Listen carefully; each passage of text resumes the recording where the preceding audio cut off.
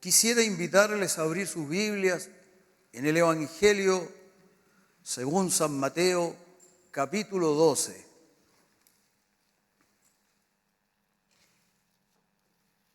Evangelio según San Mateo, capítulo 12. Este evangelio fue escrito a los creyentes judíos. Por eso es el evangelio que cita tantas profecías. Este evangelio es el que tiene el Sermón del Monte completo para hacer una similitud entre Moisés y el Señor al traer las leyes. Por eso que fue escrito para ellos. Vamos a leer en el capítulo 12. El que no tenga una Biblia, que alguien también pueden seguir la lectura acá. Vamos a leer del verso 1 en adelante. En aquel tiempo iba Jesús por los sembrados en un día de reposo, y sus discípulos tuvieron hambre y comenzaron a arrancar espigas y a comer. Viéndolo, los fariseos le dijeron: he aquí tus discípulos hacen lo que no es lícito hacer en el día de reposo. Pero él les dijo: ¿no habéis leído lo que hizo David cuando él y los que con él estaban tuvieron hambre? ¿Cómo entró en la casa de Dios y comió los panes de la proposición, que no les era lícito comer ni a él, ni a los que con él estaban, sino solamente a los sacerdotes? ¿O no habéis leído en la ley cómo en el día de reposo los sacerdotes en el templo profanan el día de reposo y son sin culpa? Pues os digo que uno mayor que el templo está aquí. Y si supieseis qué significa misericordia quiero y no sacrificio, no condenaríais a los inocentes, porque el Hijo del Hombre es Señor del día de reposo. Que el Señor bendiga su palabra. ¿Cuál es tu imagen del Señor? ¿Tu Dios es un Dios castigador, enfurecido, siempre con rabia?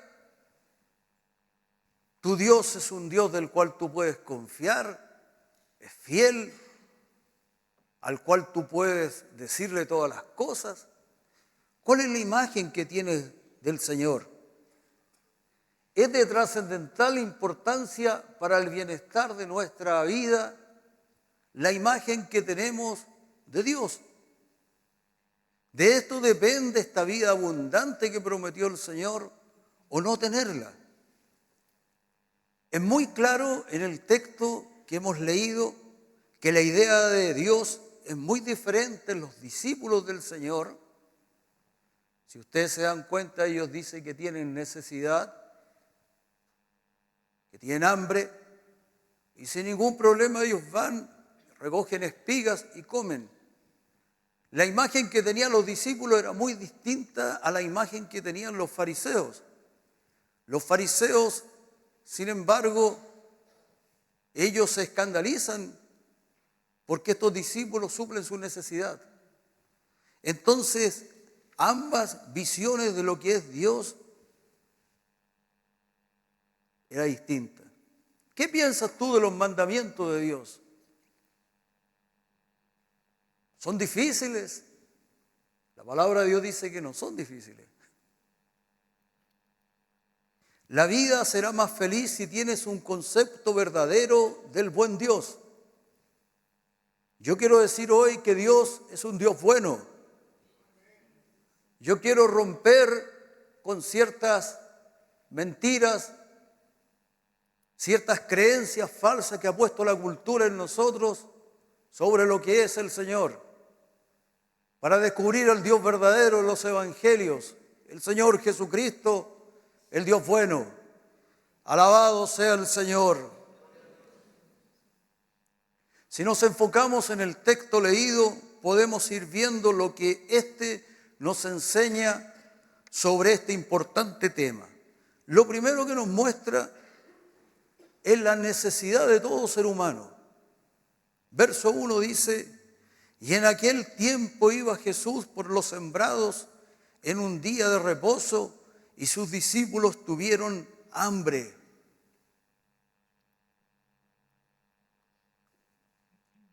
San Agustín, en sus soliloquios, afirma que el hombre, creado a imagen y semejanza de Dios, puede reconocer a Dios al conocerse a sí mismo. Un teólogo más contemporáneo dice: es imposible que tú conozcas a Dios si no te conoces a ti mismo, porque la imagen que te vas a crear de Dios va a ser falsa. Debes conocerte a ti mismo. Debemos conocer nuestra naturaleza para entender cómo se ha formado la imagen que tiene cada uno del Señor. Usted tiene una imagen de lo que es Dios, que seguramente está mezclada de verdad y de no verdad. Entonces uno tiene que conocer primero nuestra propia naturaleza. ¿Cómo se forma la imagen que tenemos nosotros del Señor? Yo quisiera decir tres cosas. Lo primero es nuestra naturaleza. Lo segundo es nuestra historia, nuestra vida, nuestra historia psicológica. Y lo tercero es la cultura en la cual nosotros hemos nacido. Primero, debemos entender que por naturaleza todos somos movidos por los temores. Aún siendo un creyente, uno no puede negar que los temores existen y que van y vienen constantemente a nuestras vidas. ¿Es así? ¿Sí o no? Es así. El gran apóstol San Pablo nos declara esta verdad en su vida. Hablando a la iglesia que estaba en la ciudad de Corinto, les confiesa: y estuve entre vosotros con debilidad y mucho temor y temblor. El gran apóstol tenía mucho temor. Los temores. La Biblia, en más de 300 veces, nos indica: no temas. Dios nos conoce. El temor es una parte constitutiva de nuestra naturaleza. Y quiero decirte algo: el miedo y los temores no acabarán mientras estemos en este cuerpo. No van a acabar.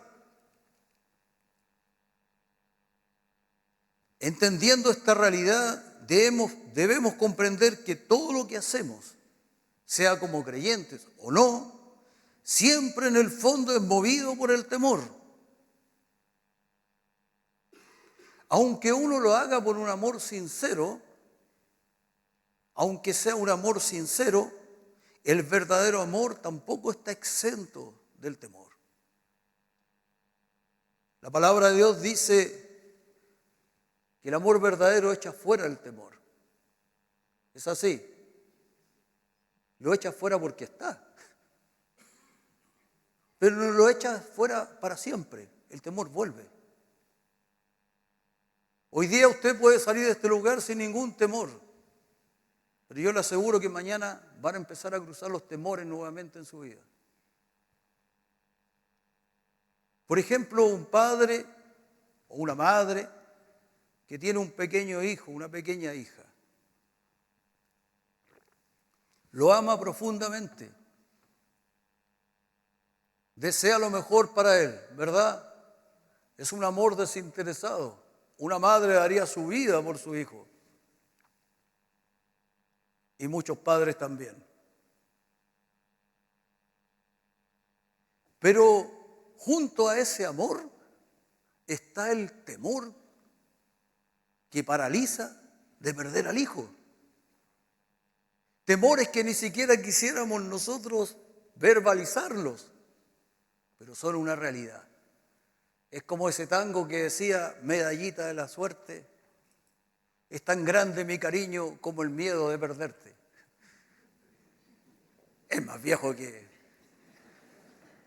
Ya, medallita de la suerte, le decía que le tenía tanto cariño a la medallita, pero era tan grande el cariño como el miedo de perderla. El amor no está exento del temor. No hay vida sin deseo y no existe deseo sin miedo. Nadie puede desear algo sin temer el no poder alcanzarlo. Todos los seres humanos tenemos miedos. Todos deseamos ser tranquilizados. Por eso las Escrituras dicen, no temas. ¿Cómo se forma la imagen de Dios en nosotros? Primero comprende que en nuestra naturaleza está el miedo. Muchas de nuestras acciones, muchas de nuestras reacciones, muchas de nuestras decisiones, o tal vez la mayoría, son en base al miedo. Al miedo.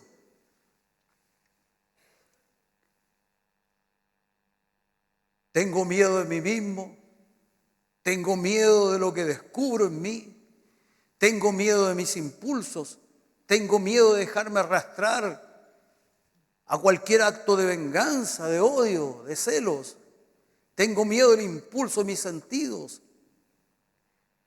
Tengo miedo de que me arrastren a pesar de mí a aventuras vulgares de las cuales yo me arrepienta, etc. Si nos resulta tan difícil confesar nuestros miedos es porque querríamos parecer siempre fuertes. Fuertes. No existen los fuertes y los débiles en la tierra. Las dos son caretas. La verdad es que todos somos débiles y llenos de miedos. Y esa es la realidad. Hoy día se ha puesto muy en boga el estoicismo. ¿Lo han visto ustedes? Muchos pensadores han salido, filósofos que han hecho resurgir el estoicismo. Y el estoicismo lo que hace es que trata de negar justamente los deseos y niega el miedo. Dice que tú debes controlar el miedo. Eso es falso.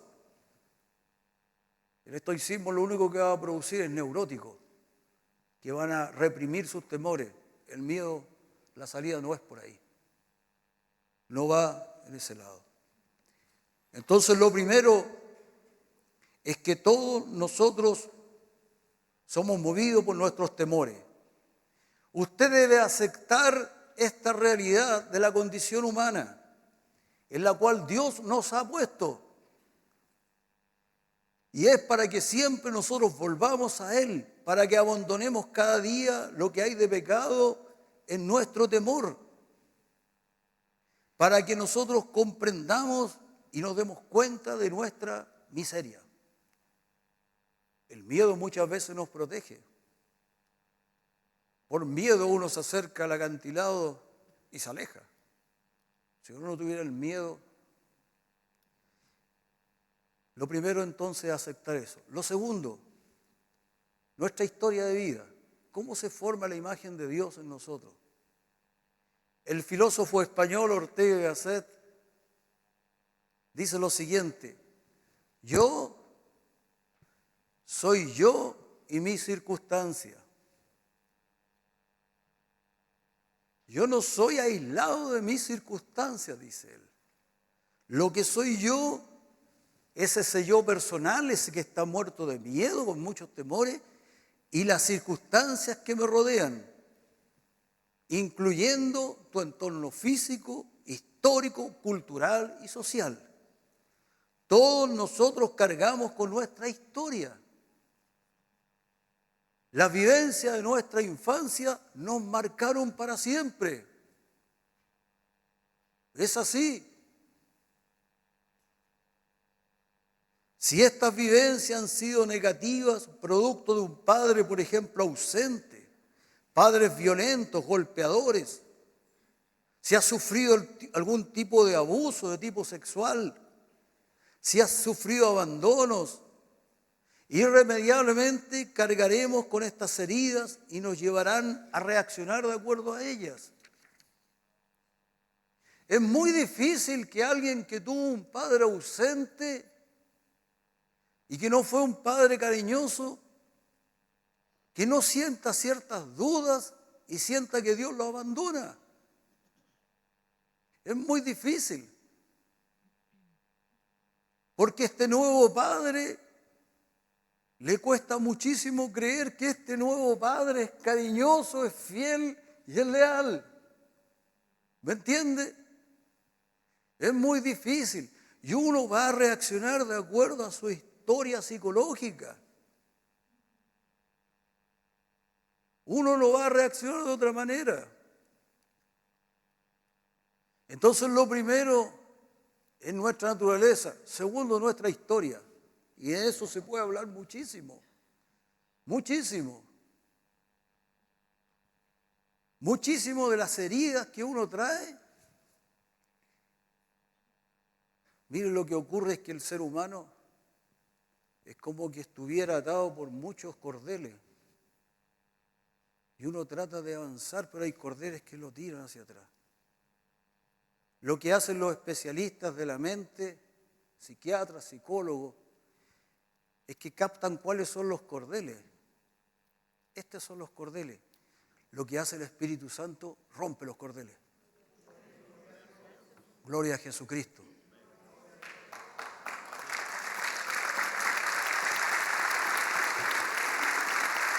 Gloria al Señor. Pero no se engañe, no los rompe todos. No los rompe todos. Por eso hay recaídas.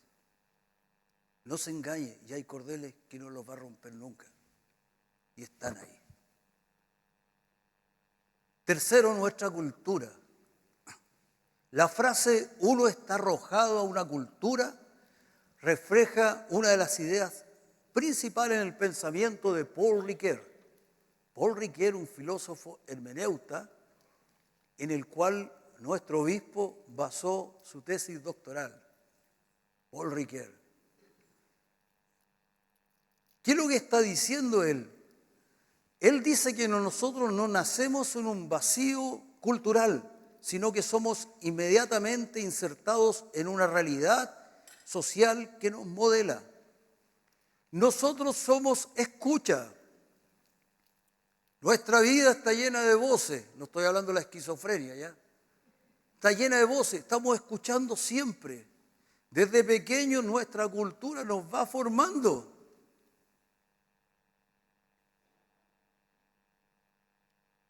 Pensemos en los fariseos del texto. Ellos tenían la imagen de Dios de acuerdo con las normas que ellos mismos habían creado. Los fariseos. Ellos dijeron, ¿por qué tus discípulos recogen espigas? Dice, ¿por qué hacen lo que no es lícito en el día del reposo? Y era falso. La palabra del Señor en ninguna parte decía que no era lícito recoger espigas en el día del reposo. En ninguna parte. Al contrario, era una ley humanitaria que permitía que los pobres pudieran recoger espigas. No les permitía sacarla de raíz, pero sí recoger espiga y comerla. Ellos crearon esa ley.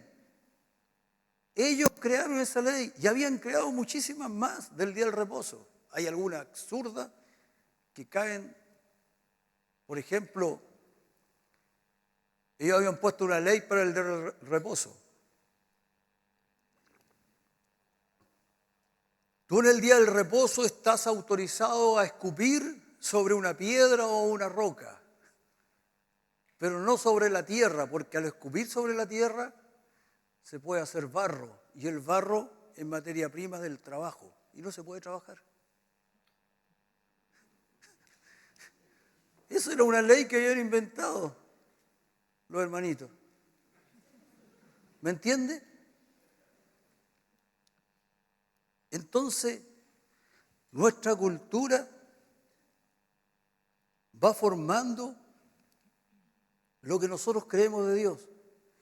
Entonces, cuando uno siente culpa, uno debe preguntarse,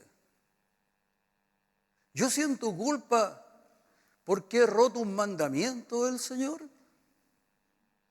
Si es así, debo arrepentirme delante de Dios. ¿O yo siento culpa porque rompí una norma social? ¿Usted cree que los fariseos no tenían hambre? Pero sus propias normas, su cultura, lo que ellos pensaban de Dios, le impedía satisfacer su necesidad. Porque ellos veían un Dios castigador. Entonces, muy importante, cuando usted siente culpa, ¿es realmente por la palabra de Dios? Porque hay algo que la palabra de Dios le dice que usted pecó. ¿O es por un invento de nuestra cultura?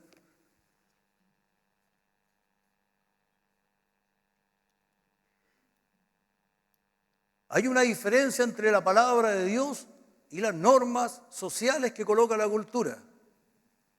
Las palabras de Dios, los mandamientos no van en contra de lo que es natural. Me refiero, tú tienes hambre, no hay ningún mandamiento que dice no comas, ninguno. La cultura coloca el mandamiento que te van a decir no comas. El mandamiento lo que hace es que le coloca límites para que tú no te desbordes en el uso o la satisfacción de ese deseo. Los mandamientos que son de hombres te prohíben que tú des satisfacción al deseo. Voy a colocar un ejemplo. Pensemos en el asunto de la sexualidad en nuestra sociedad. No es extraño, hermanos, que las cosas que causan más atracción en nuestra sociedad son los chismes de tipo sexual. ¿O no? Por eso son perseguidos. Ahora acaba de renunciar un jefe de investigaciones porque lo vieron en una cámara que le estaba haciendo cariñito a una compañera de trabajo. Y tuvo que renunciar. Andaban juntos, no andaban juntos, ella igual sale sonriéndose, quién sabe. ¿Me entiende?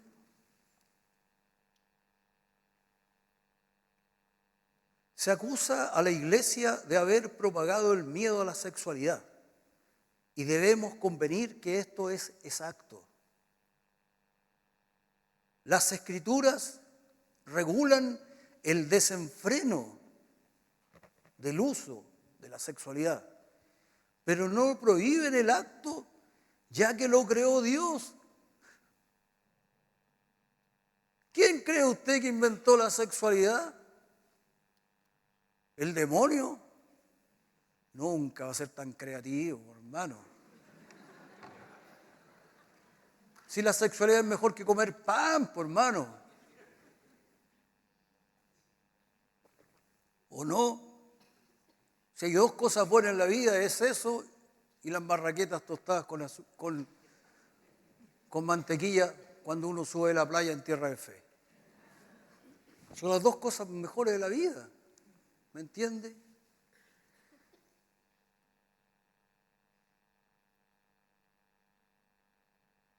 Debemos romper con todo este formalismo y recobrar el sentido divino de la sexualidad.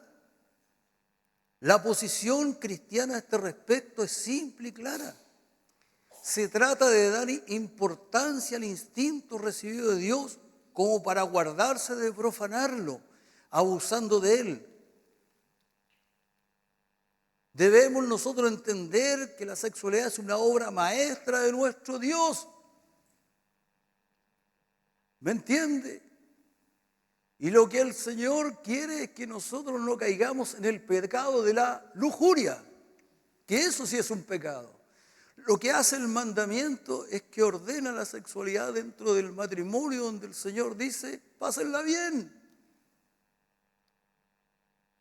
Cuando yo no conocía al Señor Jesucristo y no había leído la Biblia, ¿Saben que yo creía? Y que estoy seguro que la mitad de los que están acá lo creen.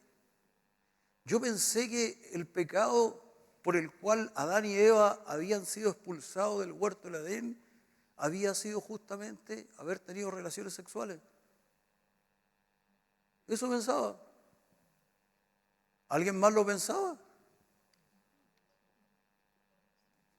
Yo lo pensaba, porque yo estoy en una cultura católica. ¿Me entiende? Pero después leí en las Escrituras y me di cuenta que el Señor lo bendijo antes de la caída. Y dijo, se unirán y será una sola carne. Lo bendijo. El Señor dijo, yo creé esto, no lo creó el diablo. ¿Usted se ha preguntado alguna vez por qué el Señor Jesucristo nació de una virgen? ¿Lo ha preguntado? Porque nació de una virgen. Eso es así. Las Escrituras lo dicen y así fue. ¿Ya? ¿Se ha preguntado usted por qué la Iglesia Católica insiste en que ella permaneció virgen toda la vida? ¿Y que no tuvo hijos cuando la Biblia habla de los hermanos de Jesucristo? ¿Se ha preguntado usted por qué la Iglesia Católica en el año 1109 instituyó un dogma llamado la Inmaculada Concepción? Que significa que María fue inmaculada sin mancha, ella, no Jesucristo. ¿Se ha preguntado usted por qué la insistencia en el celibato? Porque el problema está ahí. El problema está ahí. Jesucristo nació de una virgen porque Jesucristo tenía que tener la misma naturaleza que Adán antes que cayera, antes que infringiera la ley de Dios. Jesucristo vino al mundo y él no podía tener una naturaleza desviada, ¿me entiende? Para que él en las mismas condiciones en las cuales Adán fue tentado, también Jesucristo fuera tentado. Y Jesucristo fue tentado igual que Adán, pero no pecó. Y venció. Por eso es el segundo Adán. ¿Me entiende? Por eso Jesucristo nace ahí. Pero no porque en sí mismo la sexualidad sea un pecado. Usted no sabe la cantidad de neuróticos que tiene nuestra sociedad por esa razón. Lo único que lleva esto nos lleva justamente al desenfreno. Porque quiero decir una cosa, cuando hay una ley de hombres puesta, aumenta la tentación. Dios instituyó esto como algo hermoso dentro de las normas de Él, que es el estado del matrimonio. Y ahí el Señor lo instituyó como algo hermoso. Nosotros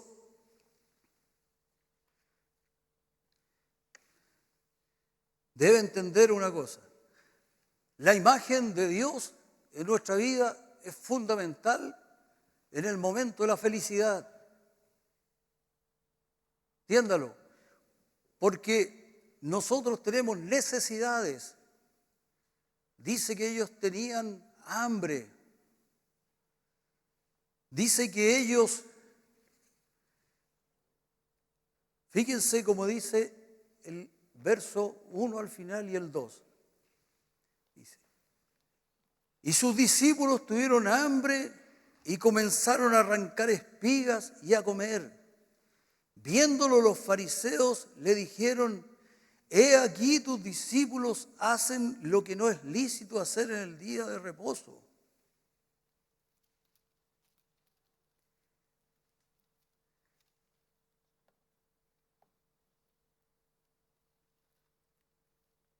Ellos reaccionan de forma distinta.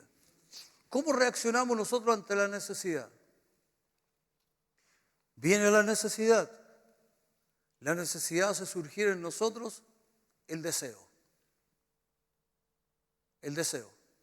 O sea, viene el hambre y quiere lo que te dan ganas de comerte una vaquita a la 11, ¿cierto? De comerte ahí un... Viene la necesidad, ¿cierto? Y surge el deseo. Y después del deseo, ¿qué es lo que viene? La acción. Voy y me como la vaquita. ¿Me entiende? Estaban los discípulos, sintieron hambre. ¿Qué hicieron ellos? El deseo los llevó a comer. Así actúa la necesidad. Pero aquí entra la importancia de la imagen del Señor.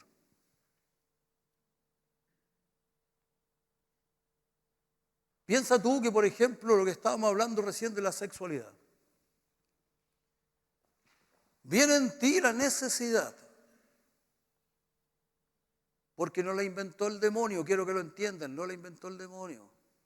No la inventó el demonio, la inventó Dios. ¿De acuerdo? El desenfreno se llama lujuria. El Señor quiere que en santidad nosotros vivamos eso. Viene la necesidad, surge el deseo. Y tú dentro de ese deseo, en el orden que Dios ha puesto, tú satisfaces tu deseo. ¿Me entiendes? Y le das gracias a Dios, ¿por qué? Porque tuviste una necesidad y la satisfaciste. Si tú tienes una imagen correcta de Dios, vas a terminar contento. Pero si tú crees que por naturaleza eso es intrínsecamente malo y es un pecado, como lo hemos escuchado en nuestra cultura, ¿qué va a pasar contigo?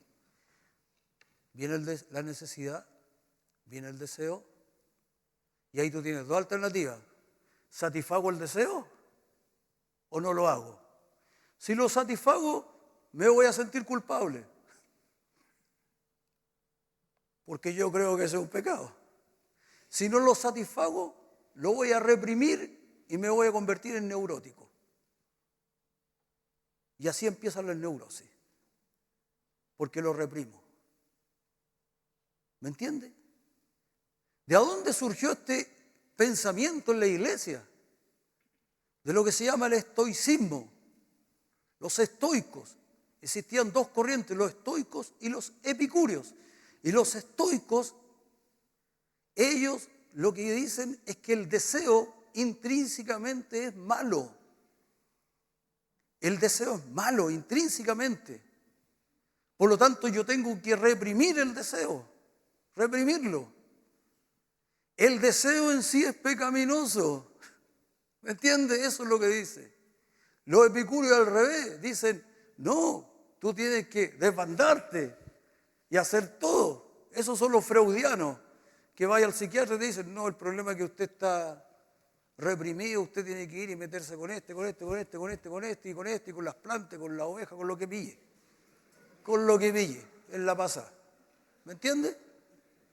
Esos son los epicúreos modernos. Entonces el pensamiento está equivocado. La verdad es que Dios bendijo algo y le puso límites para que lo vivamos en santidad. Por eso es muy importante la imagen que usted tenga del Señor. Por eso es fundamental lo que usted piensa de Él. Usted debe entender que el demonio siempre quiere llevarnos a dudar de la bondad del Señor, de que Dios es bondadoso. Por eso que Él coloca otros mandamientos de hombre para poder restringir la felicidad en nosotros. Pero el Señor dijo, conoceréis la verdad y la verdad te hará libre. Gloria a Jesucristo. Usted nunca se va a entregar a Jesucristo, nunca va a amar a Jesucristo, nunca va a querer guardar sus mandamientos, ni siquiera querer buscar la santidad, si usted no entiende que Dios le ama, que sus mandamientos son por el bien de usted y el mío, que Dios ha puesto leyes y mandamientos para que seamos felices. Cuando usted se dé cuenta que Dios es un Dios bien intencionado, y que muchas de las cosas por las cuales usted siente culpa no provienen de Dios. no provienen de Él, provienen del mismo infierno. Cuando usted entienda eso, porque el Hijo dice, vino a libertarnos. Si el Hijo os libertare, seréis verdaderamente libres. Alabado sea Jesucristo.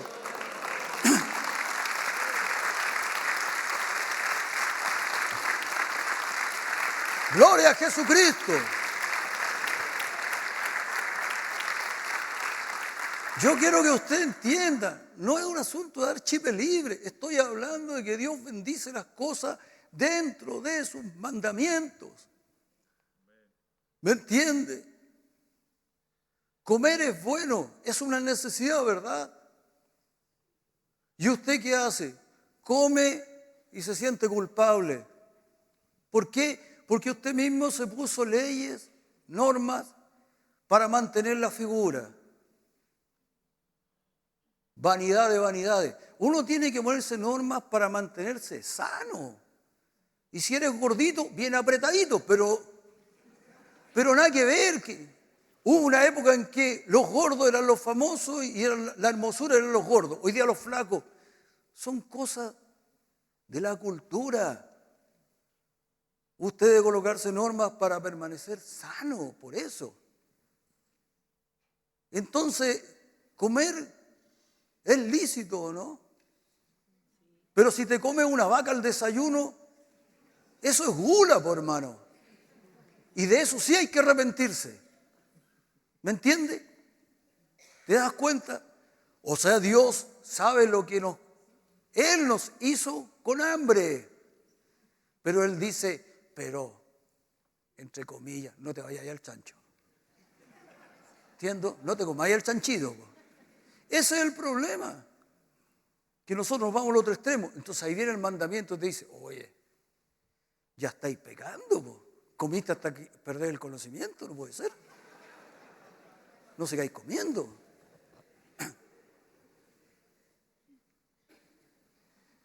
¿Cómo nos formamos una imagen correcta del Señor? Leamos el verso 3. Dice, pero Él les dijo, ¿no habéis leído lo que hizo David cuando él y los que con él estaban tuvieron hambre? ¿Cómo entró en la casa de Dios y comió los panes de la proposición que no les era lícito comer ni a él ni a los que con él estaban, sino solamente a los sacerdotes? Y después continúa y dice, ¿y no habéis leído cómo uno se forma la idea correcta del Señor? Por las Escrituras. Por las Escrituras. Hermanos, si usted sigue al Señor Jesucristo y nunca ha leído ni siquiera el Nuevo Testamento, yo le aseguro una cosa, usted está manejado por su naturaleza, por su pasado y por la cultura. Usted no tiene idea quién es Jesucristo. Es imposible, porque el mundo oculta al verdadero Jesucristo. Lo oculta. Recuerda, el mundo lo que quiere es que tú desconfíes de la bondad del Señor. Todo lo que haga va a ser para que tú digas, Dios, un Dios muy estricto, que yo no puedo hacerlo. En el Evangelio de Lucas, en este mismo texto, ya el paralelo, después lo pueden ver, el capítulo 6, verso 3, el Señor dice, ¿ni aún esto habéis leído? ¿Ni aún esto habéis leído? ¿Qué leen los curas católicos cuando te dicen que la sexualidad es pecaminosa? Solamente las bulas y las encíclicas papales, pero las Escrituras están totalmente perdidas. Si tú quieres ser un creyente, debes leer los evangelios, porque ahí está Jesucristo. Hay que leer a Jesucristo. Alabado sea el Señor. Alabado sea Jesucristo.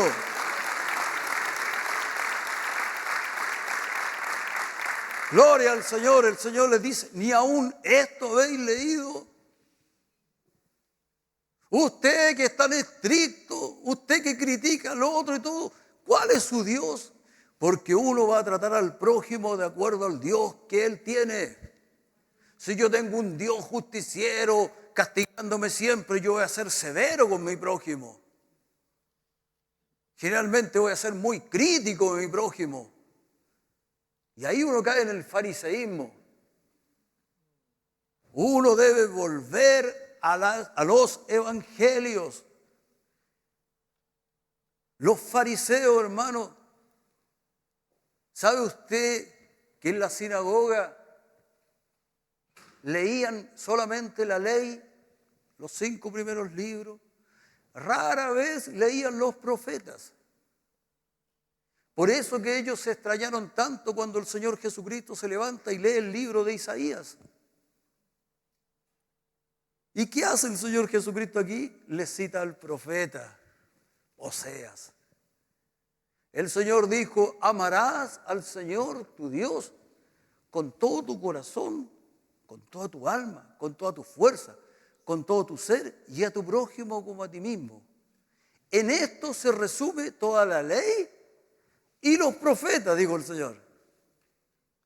Porque los profetas son los que corrigen la mala interpretación de la ley. Corrigen la mala interpretación de la ley. Y ellos no leían los profetas. Y los profetas le corrigen. Por eso el Señor le dice: si supierais, si comprendieras lo que significa misericordia quiero y no sacrificios, no condenarías a los inocentes. En ese pasaje del libro de Oseas, capítulo 6, el Señor dice: mi pueblo se extravió porque le faltó conocimiento. Y usted tiene una vida esclavizado como creyente porque le falta conocimiento. Usted está lleno de culpas porque le falta conocimiento. Si usted mira a Jesucristo, usted se va a arrepentir de los verdaderos pecados, pero no de las culpas que le coloca la cultura o que le colocan sus propios traumas o que le coloca su pasado histórico, su pasado psicológico. Los especialistas dicen que la mayoría, casi todos tenemos algo de neurosis, casi todos, y algunos con mayor grado. Mi pueblo se pierde porque le falta conocimiento. Para crearnos una imagen correcta de lo que es el Señor, debemos volver a las Escrituras y especialmente volver a leer a Jesucristo, el Evangelio. Jesucristo. Porque nosotros se supone que tenemos que imitar a Jesucristo. Volver a leerlo. El Señor dijo: si vosotros permaneciereis en mi palabra, seréis verdaderamente mis discípulos y conoceréis la verdad, y la verdad os hará libres. ¿Qué dijeron ellos? Linaje de Abraham somos, jamás hemos sido esclavos. Jamás hicimos esclavos, si escupo en la roca y si no escupo acá. Eran súper esclavos, esclavos de normas que habían inventado. Pero si usted permanece en las Escrituras, usted va a ser libre. Y usted va a dejar de enjuiciar a los inocentes. Y va a dejar de criticar en su hermano lo que usted lucha tanto. ¿Me entiende? Y va a ser una persona con más misericordia en el corazón. Gloria a Jesucristo. Más que todos mis enseñadores he entendido, porque tus testimonios son mi meditación. Más que los viejos he entendido, porque he guardado tus mandamientos. ¿Qué dice la palabra de Dios? Que el entendimiento viene por meditar las Escrituras. Si tú meditas la Escritura, va a venir a tu vida libertad. Libertad. Alabado sea Jesucristo. Y quiero terminar, ¿cuál es la verdadera imagen realmente lo que es el Señor? Y lo vemos en el verso 7. Y dice, y si supiese qué significa misericordia quiero y no sacrificio, no condenaríais a los inocentes. Gloria a Jesucristo. ¿Qué es lo que dice la palabra de Jesucristo? Que Él sanaba a todos los que venían a Él. Que Él no echaba fuera a los que vinieran a Él. Dice la palabra de Dios que escuchaba las cosas que hacía y se agolpaba a la gente. Pero dice que el Señor expulsaba a los demonios y los demonios salían gritando. Sabemos quién eres. Lo que pasa es que el demonio grita más fuerte y te dice que Dios tiene malas intenciones contigo. Que Dios ha puesto leyes porque quiere esclavizarte, porque no quiere que tú seas libre. Mentira. La palabra de Dios es la que hace libre al ser humano. La palabra de Dios es la que te da la fuerza para vencer temores. La palabra de Dios es la que te va a guiar y te va a dar sabiduría. La palabra de Dios es la que te va a llevar a una vida abundante. Bendito sea el Señor. El Señor dice, el día del reposo fue hecho por causa del hombre y no el hombre por causa del día del reposo. Ellos habían hecho que la institución fuera más grande que el hombre. ¿Saben ustedes que el pueblo de Israel, Moisés, el Señor le dijo en una oportunidad, hazte una serpiente de bronce y levántala. Y todos los que miren la serpiente de bronce, aunque sean mordidos por serpiente, no morirán. Y la hizo. ¿Y saben qué dice la palabra de Dios? Que después de muchos años vino un rey que tuvo que mandar a destruir la serpiente de bronce porque habían hecho de ella un ídolo. ¿Moisés era un hombre de Dios? ¿Sí o no? Lo que hizo en ese momento fue algo dirigido por Dios, pero fue para ese momento. ¿Me entiende? Las estructuras pueden cambiar. ¿Me entiende? Hablo a los que hablamos del legado de nuestro obispo. Un hombre de Dios, sin duda. Lo que él hizo en ese momento fue dirigido por Dios, sin duda. Pero hoy día puede ser que necesite cambiar esa estructura. ¿Me entiende? Porque el principio que había detrás de eso es lo que hay que guardar. Es lo que hay que guardar. Un ejemplo en nuestro campamento. Nuestro campamento lo hacemos del 1 al 28 de febrero. Porque el 1 y el 28 de febrero es el mes santo. Falso. El hermano Cristian lo puso ahí porque en enero íbamos a misiones. ¿Y si lo cambiamos ahora en enero?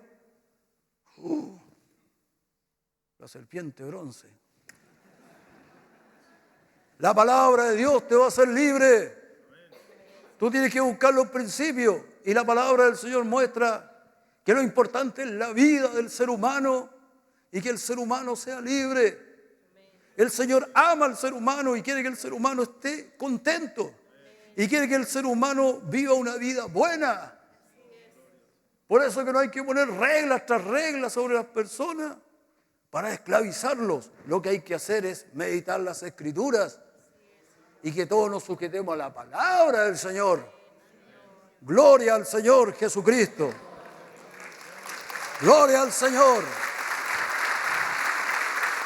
Alabado sea el Señor. Le invito a ponernos en pie. Vamos a orar al Señor.